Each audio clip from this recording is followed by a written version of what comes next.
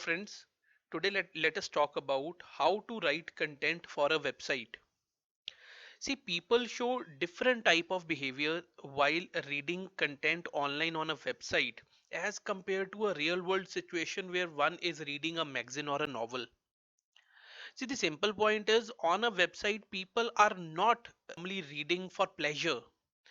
They are on a website because they are seeking for a specific piece of information, and moreover they are not interested into anything unnecessary to get in their way. If some unnecessary things are given on the website rather than the pinpoints about the content what is there on that page, it is going to distract the audience.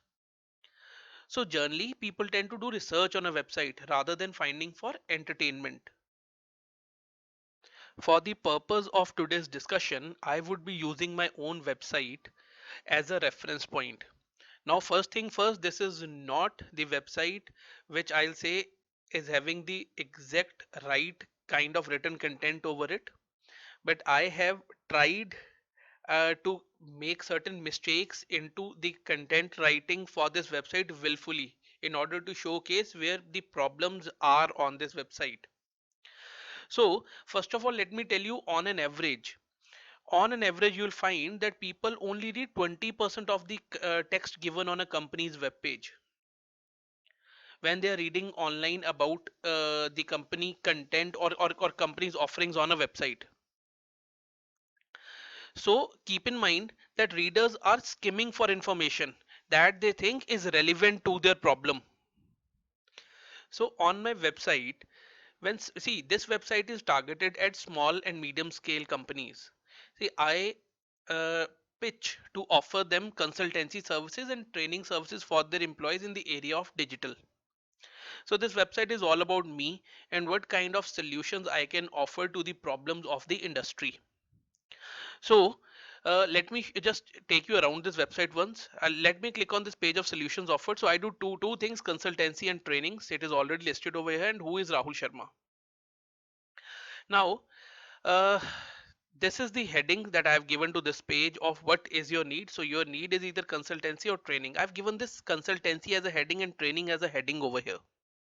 And then I've written that I provide consultancy related to XYZ tools and training for such kind of people. If somebody would be interested into getting a consultancy from me depending upon the skills that I carry, so I do not offer consultancy in all the areas of digital marketing, but it is related to SEO, it is in web analytics, social media marketing, content marketing, and mobile marketing. So I have used a heading of this page that I can help you in growing your business. Now this is one of the important terms over here which is relevant to the person who would be visiting the site. So I've used it in the heading and I've highlighted it so that it grabs the attention. If people generally go for only 20% content on a page, so my idea is that whatsoever is important, that should be highlighted.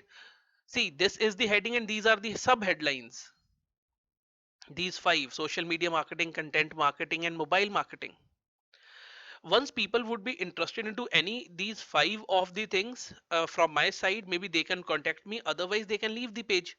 So why to waste the time of an individual? See, if I would not structure this information in this proper manner where I am not putting these markers to grab the attention of the audience, maybe the person would get irritated while searching for the information, and a relevant person for my business would also leave my site. So the idea is I need to start each paragraph with a key idea. If I'm starting this paragraph over here, the key idea is related to search engine optimization. It should tell the story before rest of the paragraph has started. See, these should be the words that that meets the eye of the people, what they are skimming for, those particular words. The basic idea is to think about a way in which is very simple, clean, and the shortest way to get your message across the board to your target audience.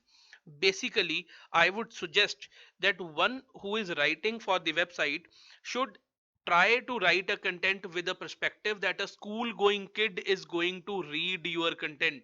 It should be so easy and simple to understand.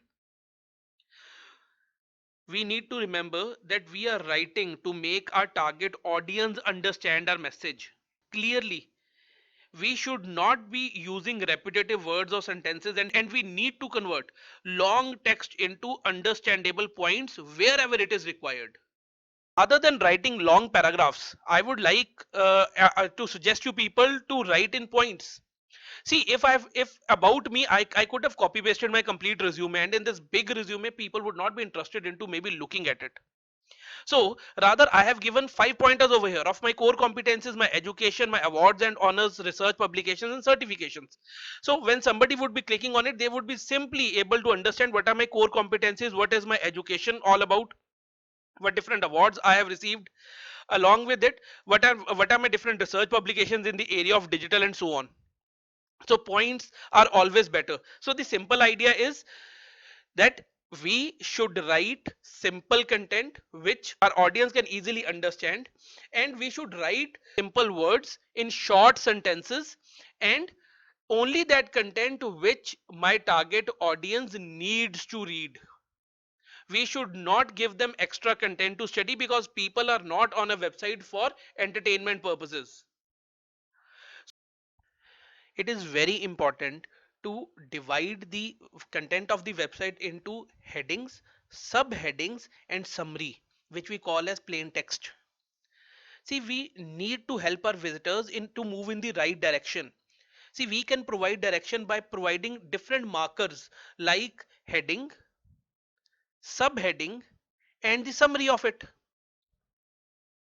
See, page heading is simply a description of what type of content people would be finding on this page. Like, people would be finding that content which could help them in growing the business.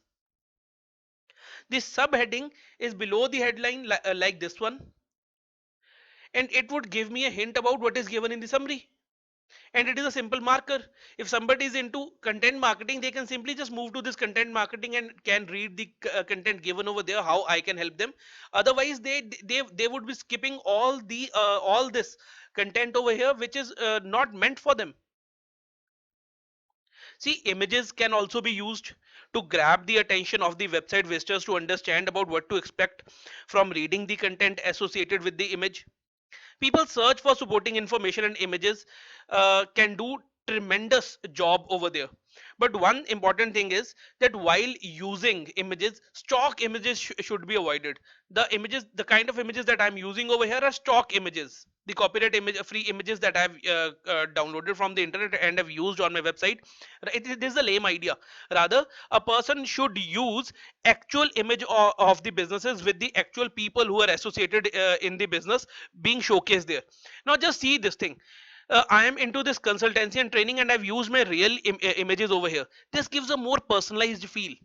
But there's also a problem with the images that I've used over here. I know about this problem, but I am telling, I've told you already that there are many things in this website which are willfully kept wrong because I've used it in the trainings. Now, this image over here rather should be used under trainings. This is not an image of the consultancy. It is during a training session when I'm interacting with people. This is an image of such a training workshop. So it should come over here where I'm interacting with people and people are getting trained by me. Rather than in consultancy, it could be an infographic of, if some company would allow me, whom I provided consultancy, to create an infographic of the problem and how we were able to pinpoint a problem with a solution associated with it. That could come over here. So one should be very careful while writing content for the website. I hope this video would help you in choosing the right content, and definitely one thing is there: when you would be going for your search engine optimization, you would be identifying different keywords that you would be using for the on page optimization. So that it would be we would be covering in a different video. So thank you so much. Have a great day.